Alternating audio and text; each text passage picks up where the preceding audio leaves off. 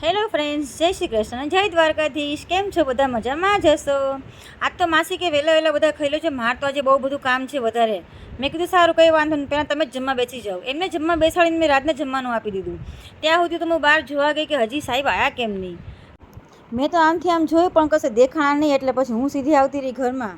પછી જાળીનો અવાજ આવે ને તો મને લાગ્યું કે બે આવી ગયા. આવીને સીધા જ બે જમવા જ બેસી ગયા. પછી જમીન બધા શાંતિથી સૂઈ ગયા. સૂઈને જાગ્યા ને તો ઢગલો કપડાં પડ્યા હતા. કપડાની ઘડી વાળવાની હતી. બધા કપડાની ઘડી વાળી અને મસ્ત મજાના મૂકી. હજી તો કપડાં મૂક્યા ત્યાં તો મને યાદ આવી ગઈ ચાની, એટલે હું સીધી ગઈ રસોડામાં અને મસ્ત મજાની તપેલી બપેલી લઈ અને આપણે શરૂ કરી દીધી ચા બનાવવાની.